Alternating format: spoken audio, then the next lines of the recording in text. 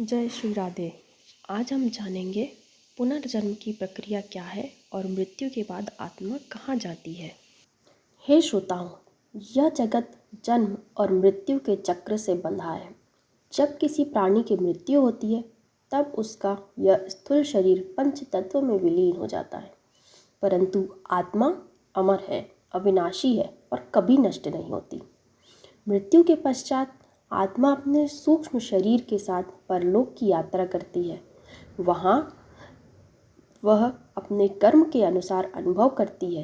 यदि पुण्य अधिक है तो स्वर्ग जैसी स्थिति और यदि पाप अधिक है तो नरक जैसी अवस्था। किंतु याद रखो, यह सुख दुख वास्तव में आत्मा का नहीं बल्कि सूक्ष्म शरीर और मन का अनुभव है। आत्मा स्वयं तो परमेश्वर का अंश है, शुद्ध, शांत और सदा मुक्त। इसीलिए कहा गया है कि सुख और दुख केवल शरीर के अनुभव है, आत्मा इनसे सदा अलिप्त रहती है। जब परलोक में कर्मों का फल समाप्त हो जाता है तब जीवात्मा पुनः इस पृथ्वी पर जन्म लेती है। इसीलिए इस लोक को कर्म भूमि कहा जाता है।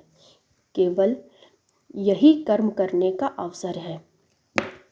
आत्मा और शरीर का यही मूलभूत अंतर है। शरीर नश्वर है, जन्म लेता है और मृत्यु को प्राप्त होता है, पर आत्मा शाश्वत है, उसे न जन्म है और न ही मृत्यु। जन्म और मृत्यु केवल शरीर की यात्रा है, आत्मा की नहीं। हे श्रोताओं, आत्मा का असली स्वरूप अविनाशी है और वही हमें यह स्मरण कराता है कि हम केवल यह शरीर नहीं बल्कि परमात्मा का ही अंश है।